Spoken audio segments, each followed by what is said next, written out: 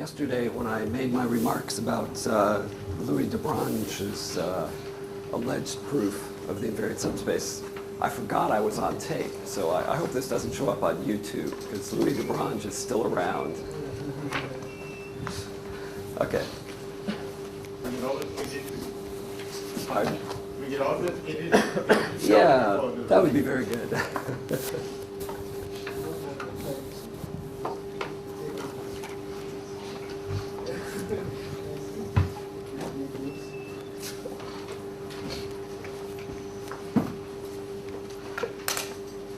So in today's lecture, what I want to do is some applications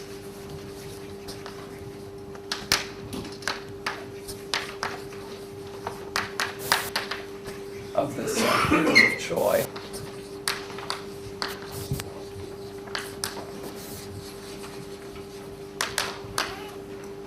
To error correction. So we got a brief introduction to this last time. So let me just begin with by stating the two main theorems. So, by the way, nothing I do today is original. This is all these things can be found in the textbook, for example, of Nielsen and Chang. The only thing that might be original is my proofs are longer and more tedious than theirs, because I write everything out in coordinates. And as we saw yesterday, oddly enough, it's the mathematician who likes coordinates and the the physicists who like Hilbert spaces without bases. So the two theorems I want to state really should be attributed to Knill and Laflamme.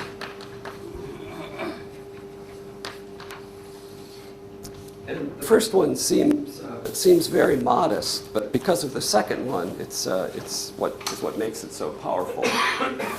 So suppose we have a subspace of Cn. This is what we like to think of as the protected subspace. I'll let P be the orthogonal projection onto it.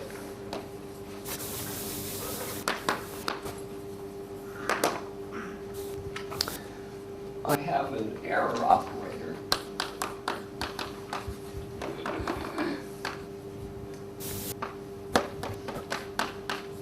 And again, I use stars instead of daggers because my daggers look too much like my pluses. I've never been sure if they call this error or environment. In any case, it's the environment that causes the errors, so it's a happy coincidence of letters. So suppose we have this error operator. Then the theorem. So this is CP, TP. The theorem is that then there exists an R from Mn to Mn. So E is from where to where? Oh, E is from Mn to Mn.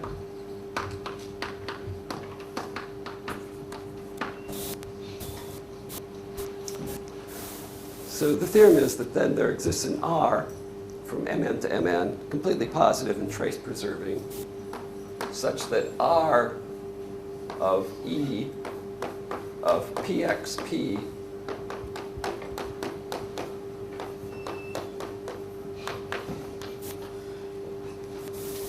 so this basically, putting the projection here, that just means this matrix is a matrix that lives on the vector space V.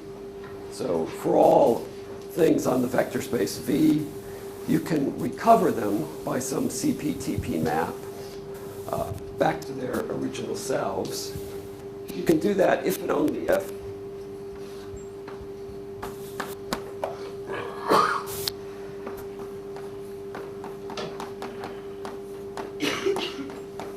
when you take EI star EJ and you pre and post multiply it by P, that always has to be a linear multiple of P.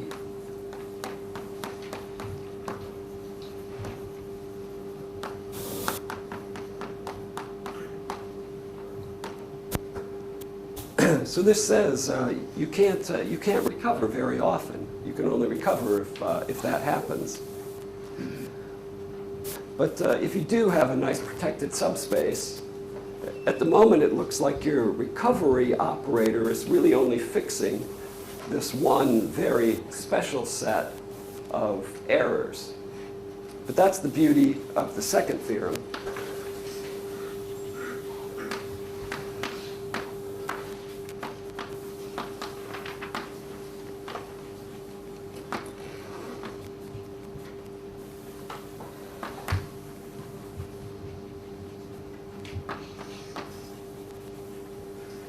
So we'll explicitly build the R that does this. And if you let R be the operator constructed as above, you have an E tilde,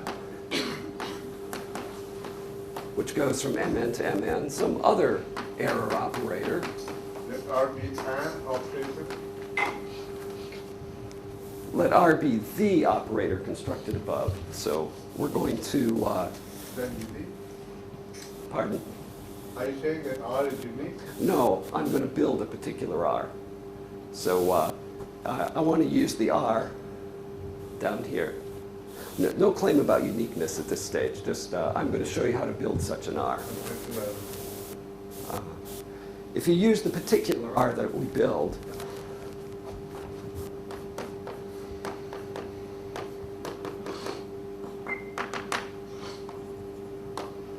and you have some other error operator,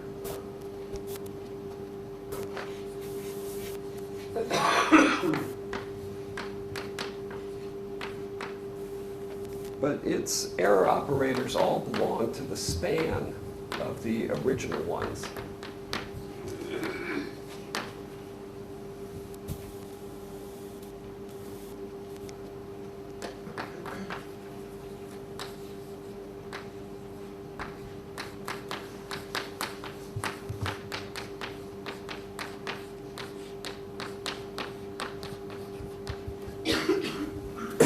The same recovery recovers all affiliated errors, if you like, errors that come about as spans whose have a Choi-Krauss representation with operators that come from the span of the original errors. Yeah. So if the EI tildes are in the span, then that condition should be satisfied, I guess.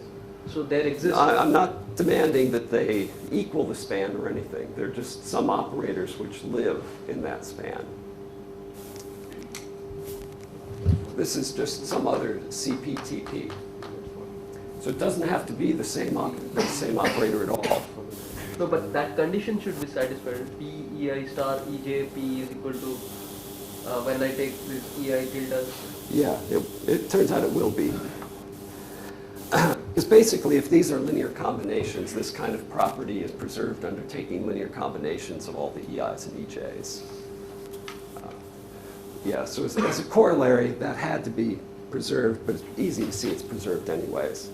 So what's nice is you build this one recovery operator once, and then for any similar kinds of errors, it also fixes all those on this protected subspace. There's is it clear what the two theorems are telling us? Okay. So let me show you an example of this. The two theorems really explain well what was going on. With a code due to Shor. So I need to define my subspace. And V is a subspace of C2 tensor with itself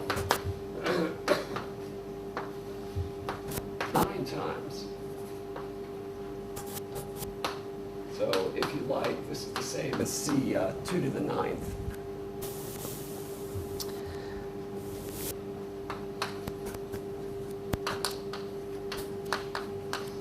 It's a two-dimensional subspace, and it's the span of two vectors, which his notation for them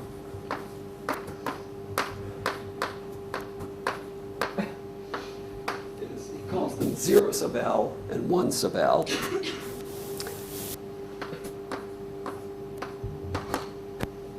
And 0 sub L is the vector I'll In case you didn't see this notation last week, I'll explain it.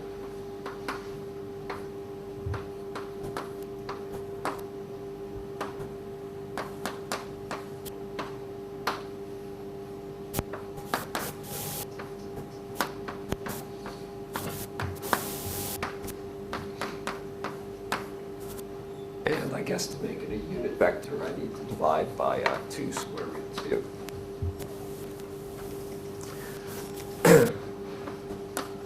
Once about is the vector.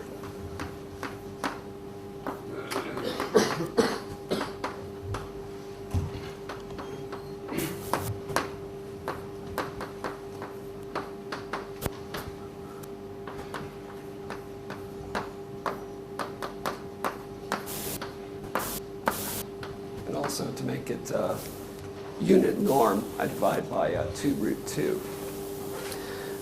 So is everyone familiar with this notation from last week? So the idea is we start with C2, and it has a basis 0 and 1. Because we like to think of a little bit of the identification with the binary. So we think of our 2 basis vectors as an E0 and an E1. And all 0, 0 means is it means E0 tensor E0, or in other words, 0 tensor 0. So the vectors I've written down should be tensors of 9 vectors, right? Because they live in the 9-fold tensor product. So here you tensor the E0 vector 3 times, you add to that the E1 vector tensored 3 times, and then that vector you tensor with the same vector again. Now you have something that lives in the tensor product of 6, and now it lives in the tensor product of 9. And the same way down here. So there's the protected subspace. And now where are the operators going to come from? Well, let me remind you of the Pauli basis. So we have the matrix X. And if you think about what that does, that interchanges E0 and E1. So that's just like a bit flip.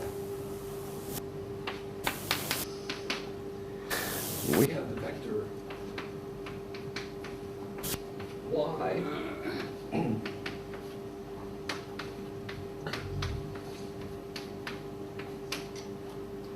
And the identity matrix.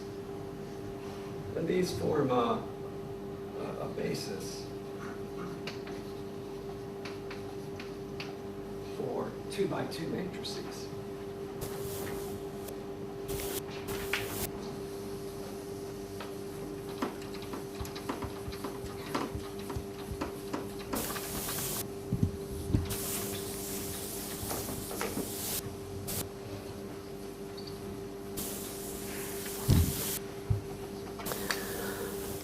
And then something is called one Pauli.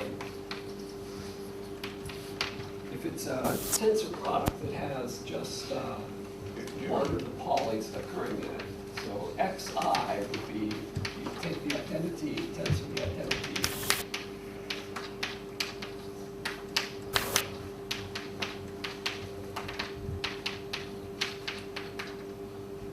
So here I have 9 tensors with the x occurring on the ith tensor space.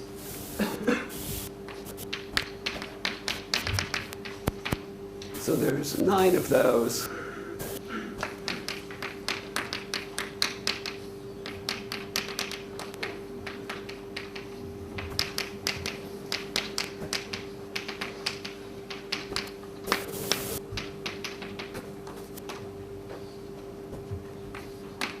Of the z's.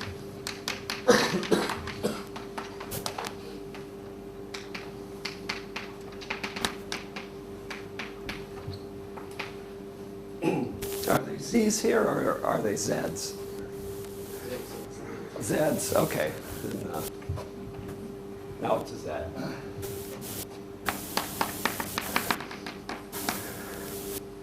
And then, of course, you have the identity. The big identity, which you get by tensoring the little identity. So altogether, I have 28 operators here. Each one of them is a unitary. So if I just order them some way,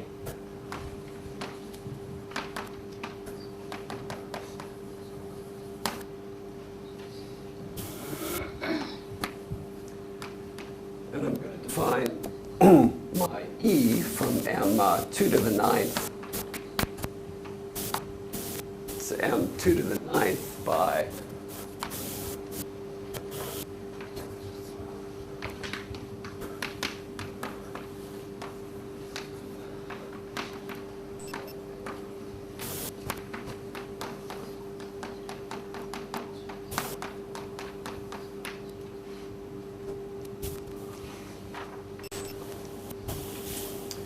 then that's the error operator we like to show satisfies the Knill-Laflamme conditions. And let me show you the proposition that makes it work.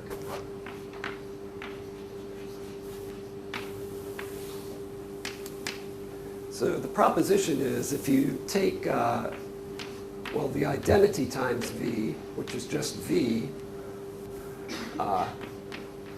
x1v through x9v, y1v through y9v, and z1 of v, that all these spaces are orthogonal.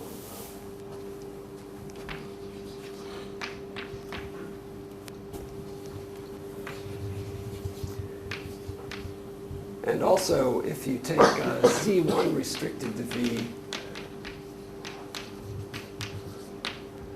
it's the same as z9 restricted to v.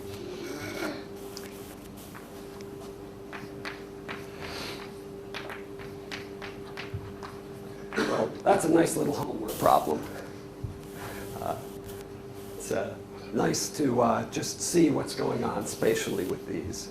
And that's really how these, what makes these vectors so nice, is these Pauli matrices basically send those vectors to these orthogonal spaces, except for the z's, and the z's all look the same on those vectors.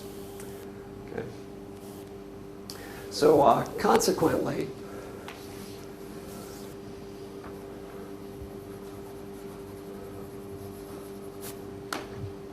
when you do the projection onto V, you take any one of the 28 1-Paulis,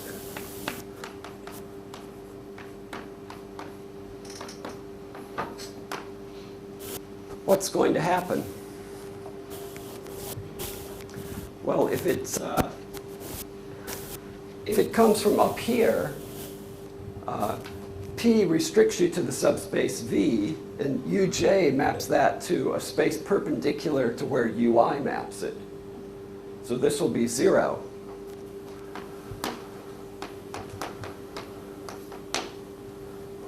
So I naught equal to j, this will usually be 0. It'll be 0 for all these. Now, when you get to the z's do exactly the same thing on the subspaces. So the z's here just give you, they do the same thing. So what this one does, this one undoes, and you get P. But so you see the Knill-Laflamme conditions are satisfied. Because the theorem was you need that the error operators, when you do P, EI star, EJ, P, you get some scalar multiple of P. And the scalar multiple is always a very trivial scalar multiple in this case. So the consequence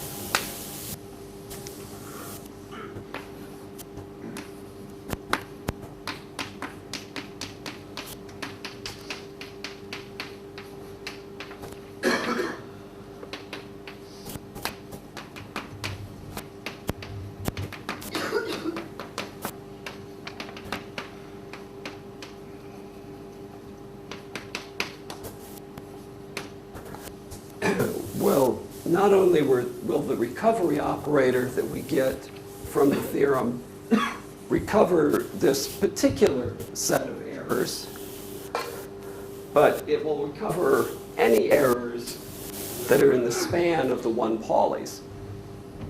So, for example,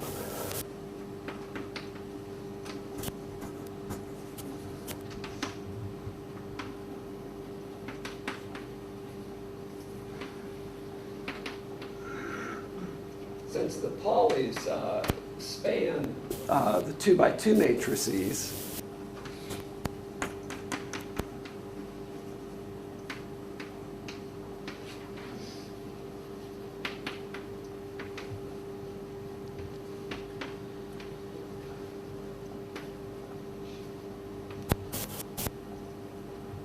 the 1 Pauli's contained in their span any operator that looks like a 1 tensor, 1 tensor, anything.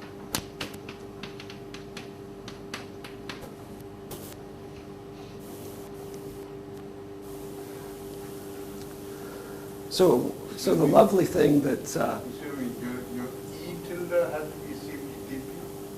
yeah, so this should be, So it again, was normalized. a CPTP map.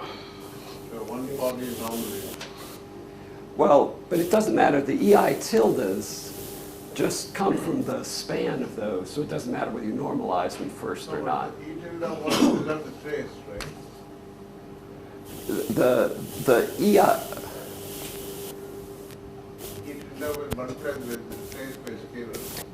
yeah, that's why I put the 128 out here. No, for your E tilde, you need to throw the 1 over k by k, the number of pi tilde. Well, but see, the EI tildes are just any operators that lie in the span of all these matrices. So this is what the second Knill-Laflamme theorem says. That once you correct the EIs, you now take a new error operator. No, I'm just trying to city noise. You need to further require that E tilde is trace preserved. Oh, E tilde, yeah, this is a CPTP map, sorry.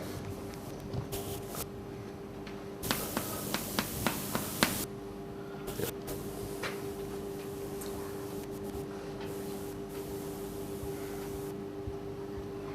Okay.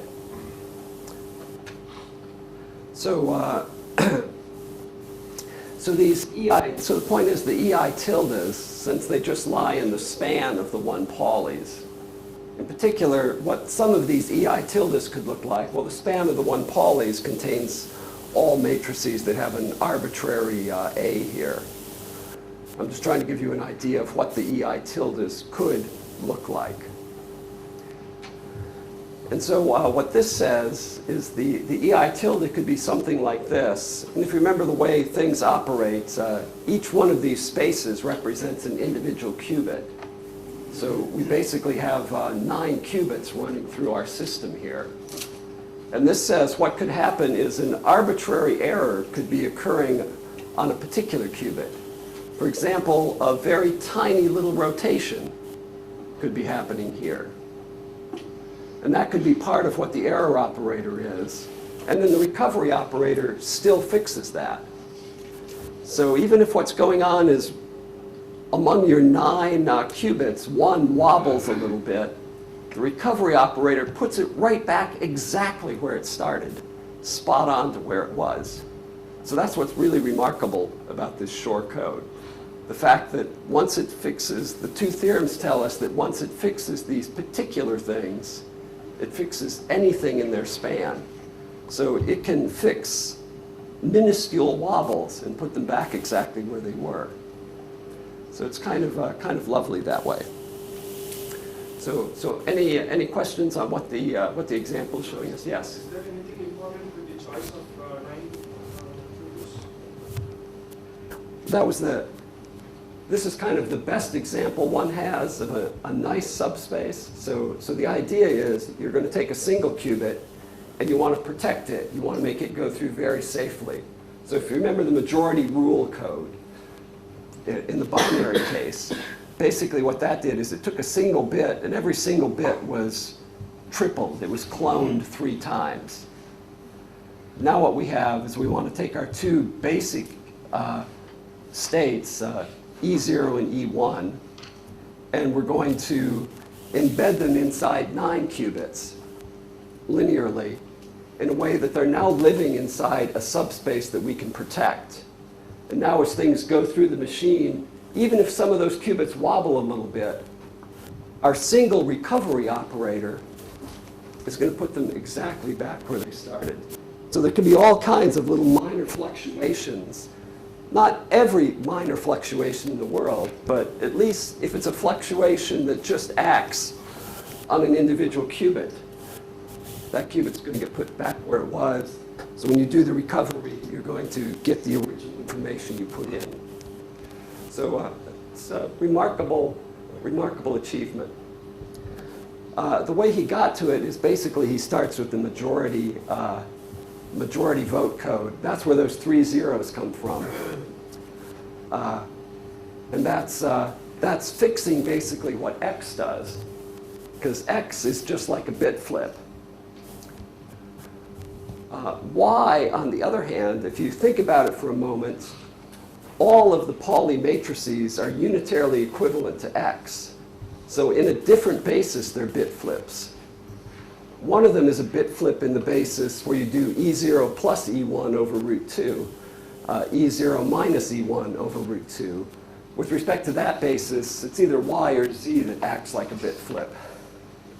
And so what he saw is if he fixed all these bit flips for all the different bases that you represent, you think of the Pauli matrices as being bit flips in, and glued it all together, well, he needed 9 to glue it together. But now, because it fixed those things, it fixed everything, including minuscule wobbles. So a brilliant piece of work. In fact, he saw this before the Knill-Laflamme theorem. So he just did all this bare hands. So this is, analysis is saying that in your majority thing, if there's only one error in each of those 3 things, Yeah. then you can detect it. Yeah. This is the quantum. This is the kind of the analysis of that.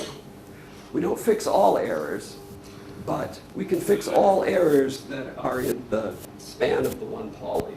So yeah, you're exactly right. It's exactly the analog. The majority rule doesn't fix all errors. It only fixes some. This is the family of errors that this recovery fixes. Any ones that have that form. Okay. Any other questions? Well, so this gives you a real taste of what quantum error correction is about. You know, you'd like to find clever protected subspaces. So what happened here was, first off, you wanted a subspace, and you wanted that subspace to, in a certain sense, be protected for the EIs occurring in this original E. So that's what people in quantum error correction are trying to do. They're trying to work the 2 ends against each other. They might have a family of error operators that they want to try to fix, and then they want to try to build a subspace, find a subspace living somewhere that's going to work well for those. And that's kind of the direction of the theory. So there are lots of things beyond this. I just want to give you a sample. Any other questions? Yeah, so is there any kind of an infinite dimensional version of this Knill-Laflamme? There's lots of infinite dimensional versions of Choi's theorem. The good infinite dimensional versions have to do with his theory of multiplicative domains. The work of Cribbs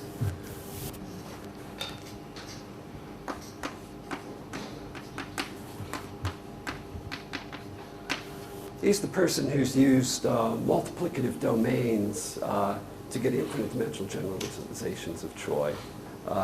And again, multiplicative domains is also Choi's theory. So it's interesting how these things are all kind of linked and all trace back to Choi's work in the 70s. Is that a multiplicative domain for epsilon? Is that the According to Cribbs, there's some way to see this stuff with multiplicative domains.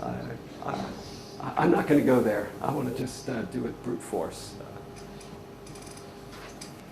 But if you want to see these multiplicative domain approaches, Cribbs's literature is the place to go. Any other things? Okay.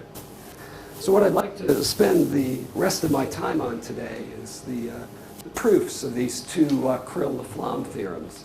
So we can see why it is that first off you have this very, very tight condition that tells you whether or not you can have a recovery at all for your sort of protected subspace. They're the theorem 2.1. And then the theorem 2.2 that says, well, if you just fix this one thing, then magically you fix all these other things as well. Okay? So let me just put at least a shorthand version of theorem 2.1 up here again to be our guide as we go through the proof.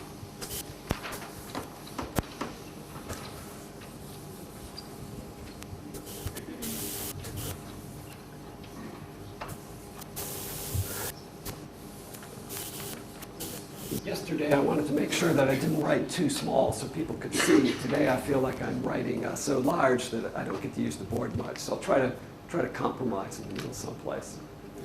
So this theorem 2.1, sort of telegraphic version of it, we've got the V, we've got the P, we've got the error operator.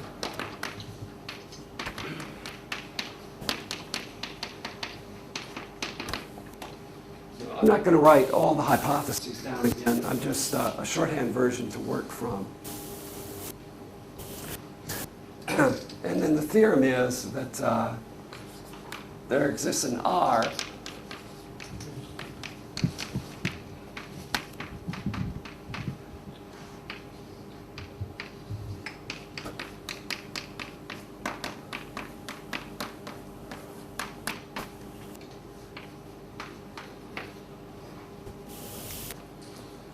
if and only if P EI star EJP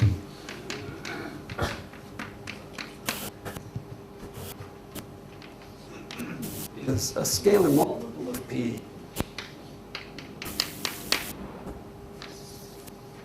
for all I and J. Okay.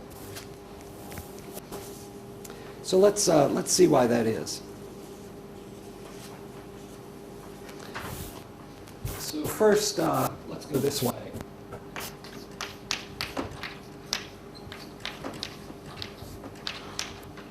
See why knowing you have a recovery operator forces the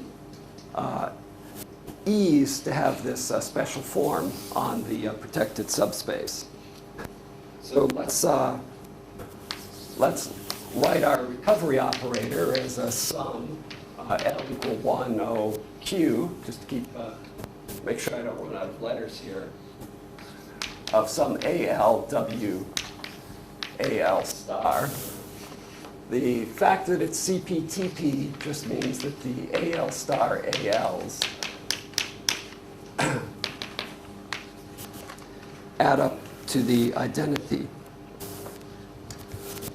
So if you look at R composed with E of PXP, that's just a double sum on L and I of AL, EI, P, X, P, EI star, AL star.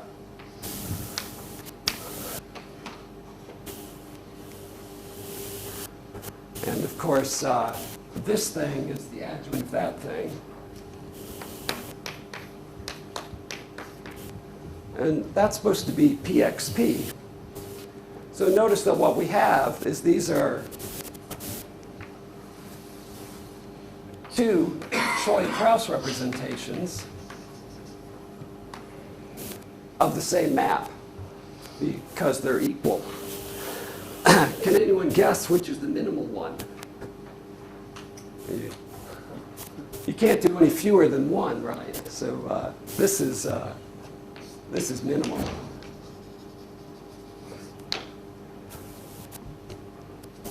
I'm assuming V is a non-zero subspace, by the way. So that means that the other ones must be given by multiplication by one of these unitary isometries to give us the other components. But since there's only one piece here, that unitary isometry will really be a p cubed by 1 vector. Or, m cubed by 1. So we get u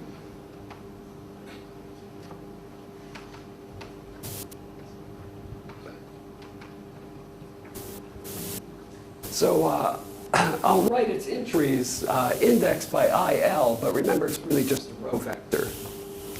So each AL, EI, P has to be some multiple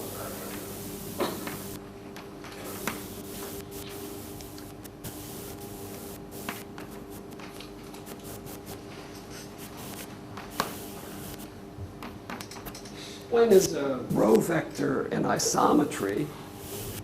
Well, when the components add up to 1. So the sum over all L's and I's of beta Li squared equals 1. Now, I know the notation is confusing because when you see this, you want to form a matrix. But it's not really a matrix in this case. It's just, it's a vector where I've had to doubly index the letters because I just didn't want to write them out a different way. Okay, so that's what each one of these pieces looks like.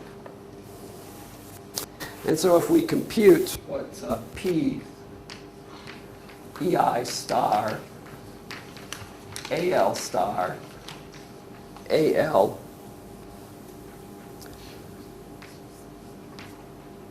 EJP is, that's just beta Li bar P, because that's what this piece is. And the other piece is beta LJP.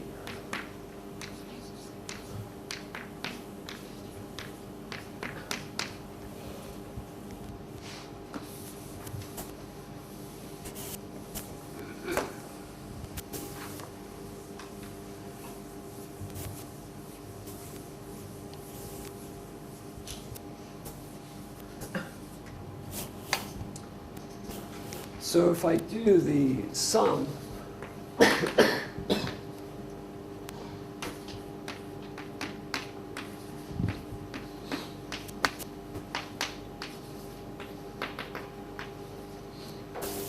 from 1 to q of those, I'll be summing 1 to q of P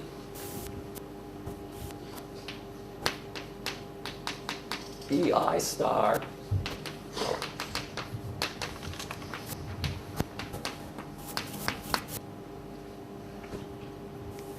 just writing down what the left-hand side was there.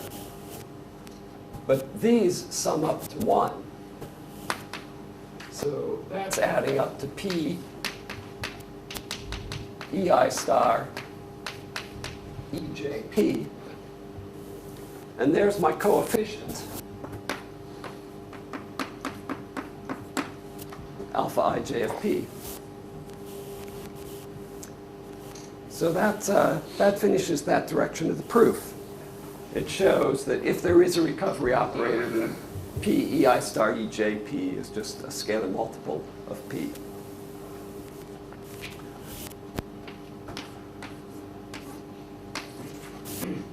So the other direction is much harder. We have to use this equation to build a completely positive trace-preserving map R. So first an observation. If you look at the alpha ij of p's, so that's P, EI star, EJP, and that's really the product P, E1 star,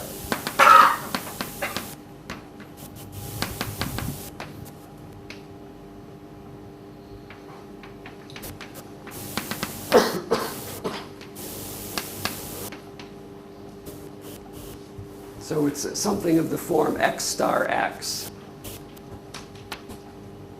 So it has to be a positive operator. But that tells us that those numbers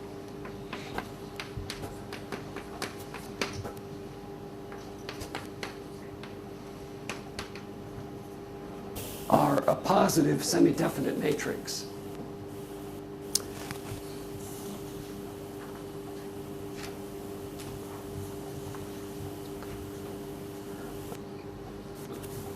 Also, if you do the sum of alpha I p,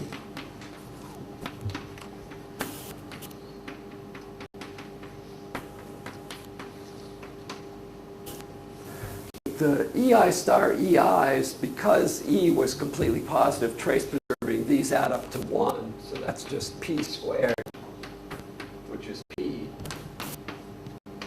So that tells us that the sum of the alpha IIs is 1.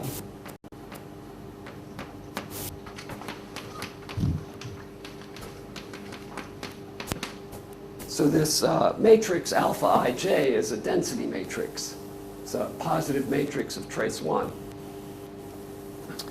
So here's what I'd like to do. Let's pick a unitary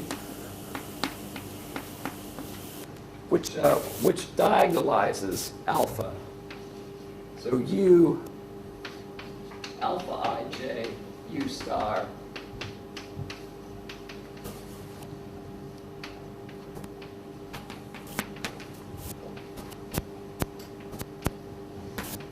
is just some diagonal matrix.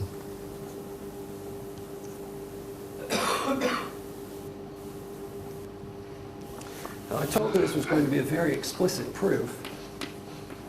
So what I'm going to do is I'm going to set Fi to be equal to the summation j equal 1 to m of uij bar, still a unitary if I put bars there,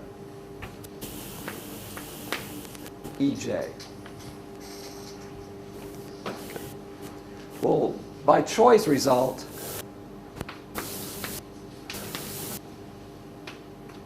or by a direct calculation,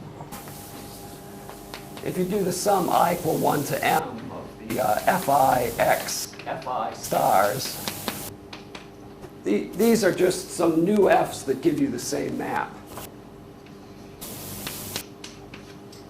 That's still our original error operator. What's handy about this error operator is I've basically done a change of basis.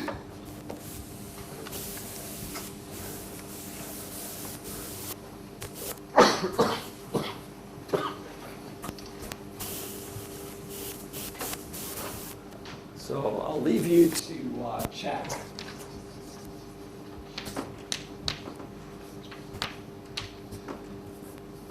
But if I use these f's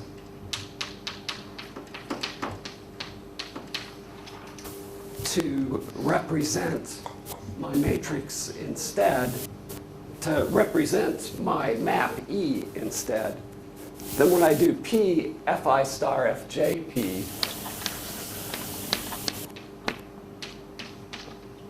it's Dijp. So in particular, so I not equal to j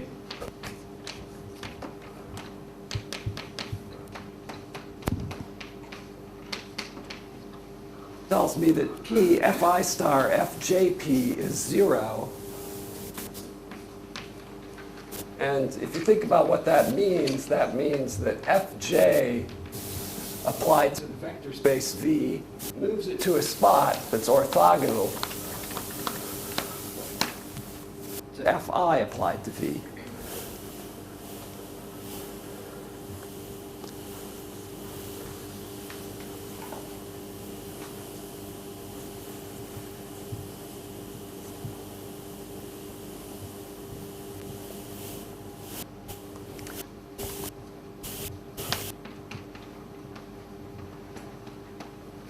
Now, if my diagonal matrix is not full rank, if I have a DII which equals 0, then what I have is I have P Fi star Fi P equals 0. So that tells me that that Fi of V sends everything to 0. So what I really want to do later is just focus on the F's, which correspond to the non-zero entries of the matrix. I'm basically going to restrict to those. So I'm going to be having DIIs in the denominator. And anytime there's a DII in the denominator, just ignore it or just accept the fact, well, that Fi maps everything to 0. So this is well defined, even though I've written the formula with a little bit of nonsense there. Okay. So here's what I would like to do next. If I look at 1 over square root of dii FIP, that maps V to some space VI isometrically.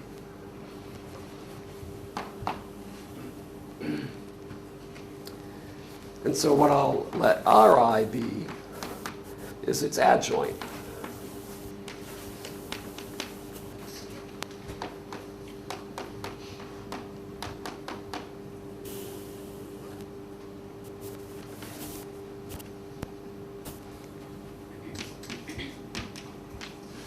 And if I take the sum of the Ri star Ri's,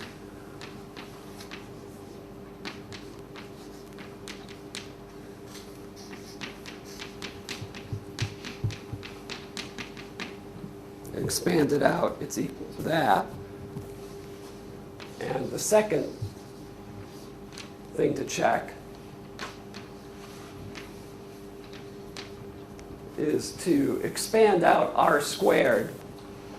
So you'll have these Fi, when you do that, you'll have FIP, Fi stars, and then FJP, FJ stars. But every place in the middle where you have a P, Fi star, FJP, that's either 0 or 1. So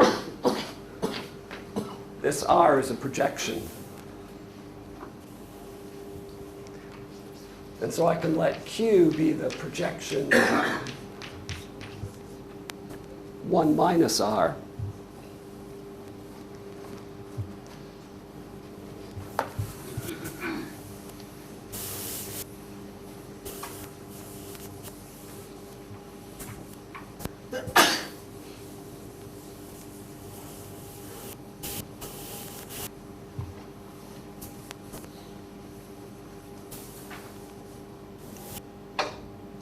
And now we're ready to define our map R from Mn to Mn. It's just the map. R of x equals the sum on I.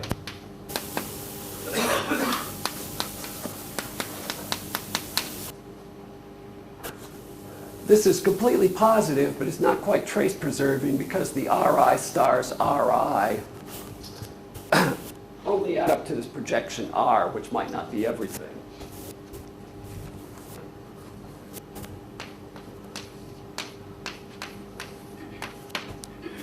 So I have to add a QXQ.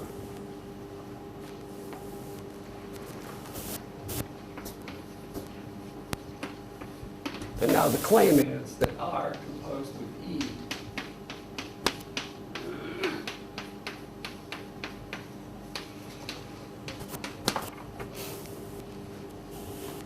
and so to see this,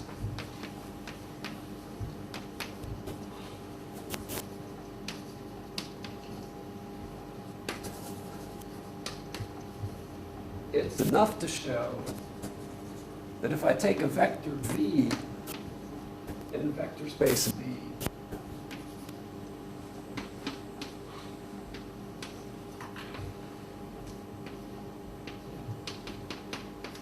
so that's the rank 1 corresponding to V.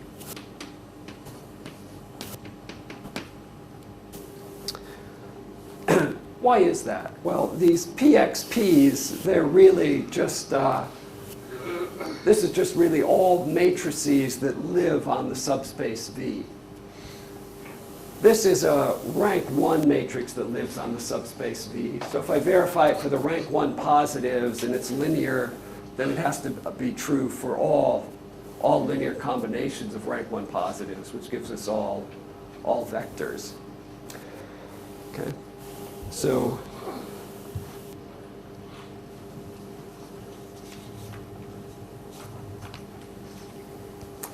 I'll stop there. So that last check is the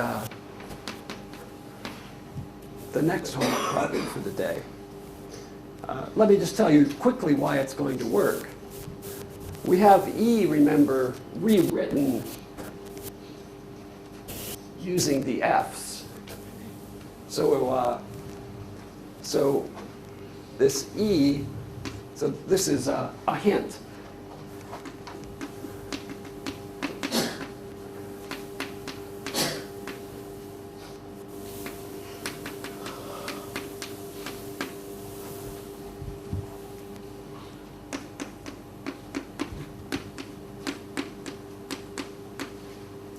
But the Fj of V's and the Fi of V's are sent to perpendicular spaces. And now when you come through and apply the R's to these, the R only sees, an R sub L only sees a term here if the J is also equal to L, because otherwise it lives in a space orthogonal to where R sub L lives. So that's basically the computation you have to do to see why it all works. Any questions? Okay, so that's the first Knill-Laflamme theorem. That gives us the necessary and sufficient conditions for there to be an R, and the proof builds this very particular R. This one that's the span. So now I'd like to move to the one that comes from doing this change of basis, basically. Now I'd like to move to the second Knill-Laflamme theorem.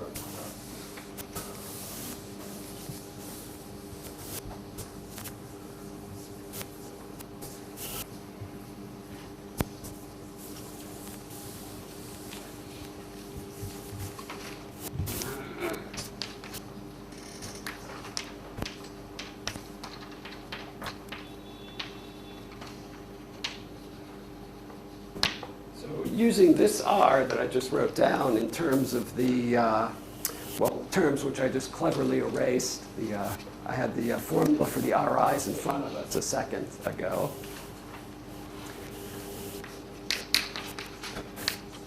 So if I start with operators EI, tilde, which are in the span,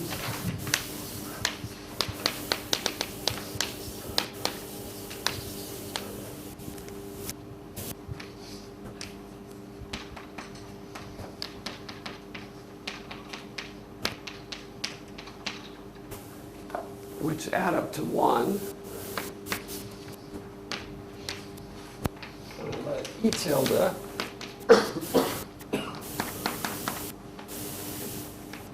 nothing to do with our earlier M, so I'll call it an N this time.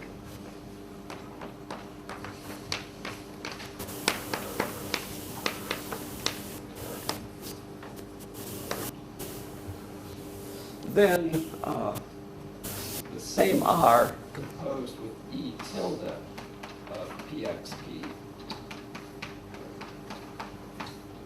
equals PXP. Maybe not N. Even N is chosen. Your vector space V is sitting inside Cn. Yeah, so I've got, this is spanned by, these don't even have to be linearly independent. No. Oh, you're right. N's already, yeah. The alphabet's, V. but it's a little p. Yeah.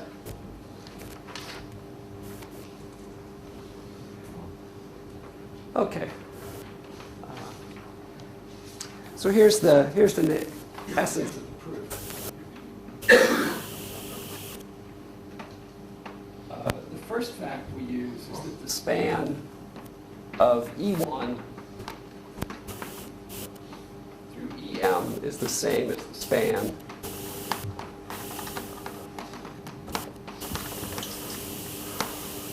of F1 through FM. So I'll go back to these special Fs.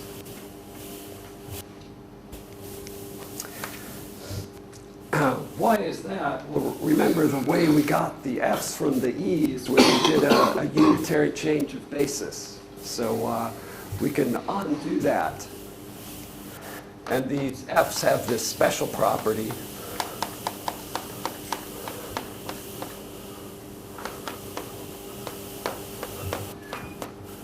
that they're diagonal. So they're very easy. It's like computing with the the basis for a Hermitian operator or something. You just have a nice diagonal basis. Okay.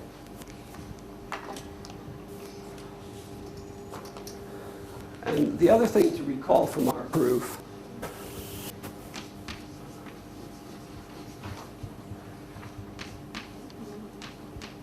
the R's that we used for our operator R had the property that if I do an Ri times an Fj cut down to the space P, it's Dirac delta, so it's 0 unless I equals j.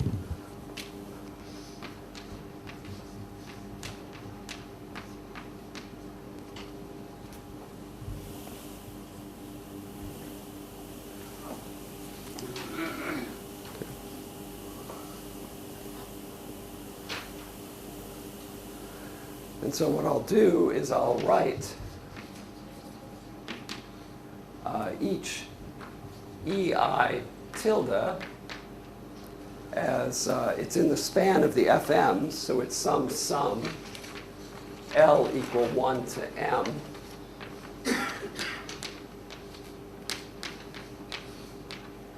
of beta IL FL.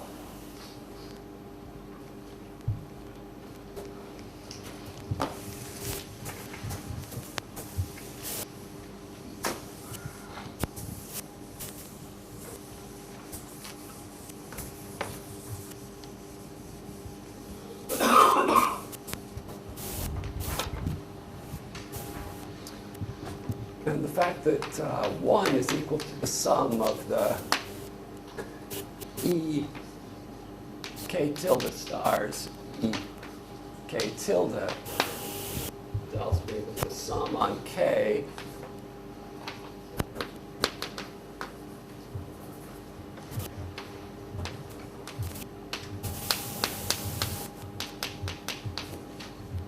there's ek star,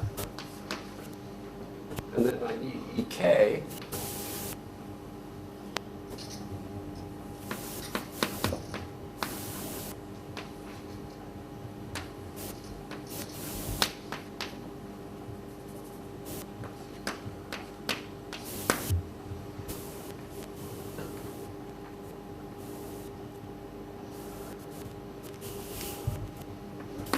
So when you go to simplify this, remember that FL star Fj, if I put a P on both sides here,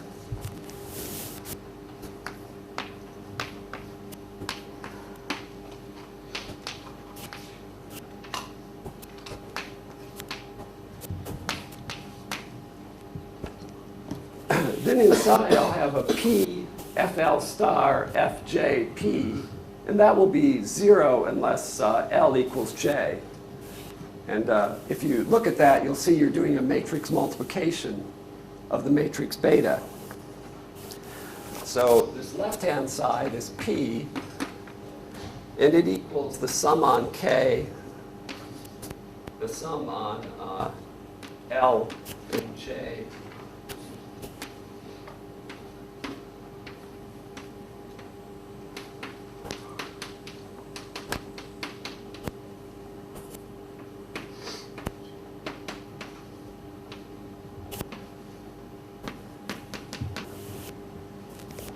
which is djjp.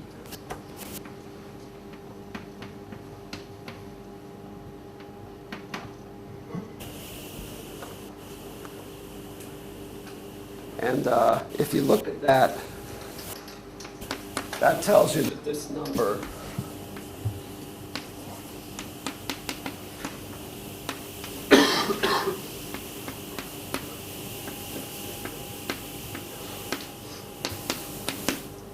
adds up to 1.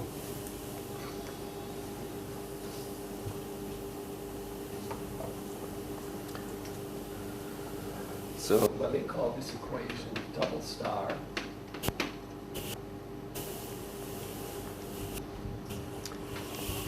And let me call this equation star. And now at the end of the proof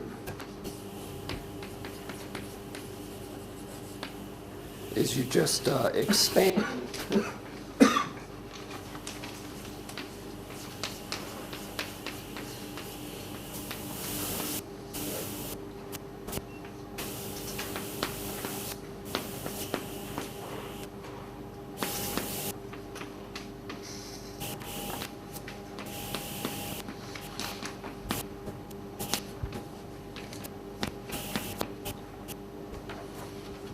So that's the sum on I and j.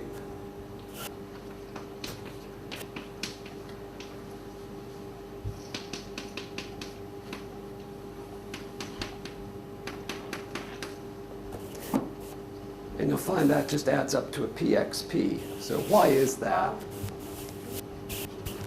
Well, the RIFJs, they're 0 unless I equals j. And when I equals j, they're 1 over diip. So this really is just a sum on I of d 1 over dii p. That's if you had an fj there. But you don't have an fj, you have these linear combinations of the fj's. But you know exactly the coefficients. And the d's that are here in the numerator and the d's that are there in the denominator are going to cancel out nicely and everything adds up to 1. So it's a good exercise. It's not very fun to watch me plug in and expand out some sum with so many terms. But that's why it works.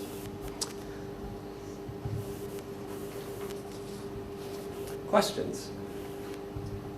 So these two theorems are really, really quite lovely.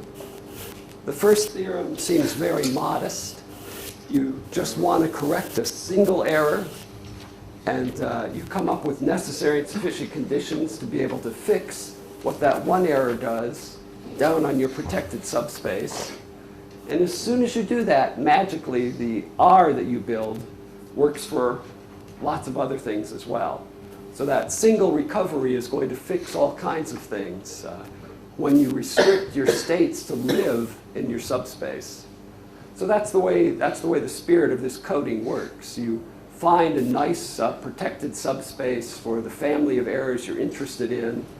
You find a way to take your original qubits and embed them inside that subspace. And now you use your recovery operator at the end of things. And lots of stuff could happen in between, and you'll still get out what you want as long as the stuff lives in the family of error operators that you've defined. This may be greedy, but would there be a coordinate independent and conceptual proof of this thing, which doesn't go through vertices? Cribbs. Look in Cribbs' work, and his is more coordinate independent. But I think it loses a bit of this. He tells you less of what he's doing. I mean, the fact that when he corrects one thing, it's also correcting many things, he kind of leaves that back to the original theorem.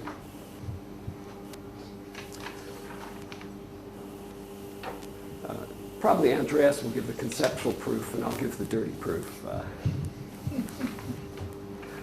Any other questions? Okay.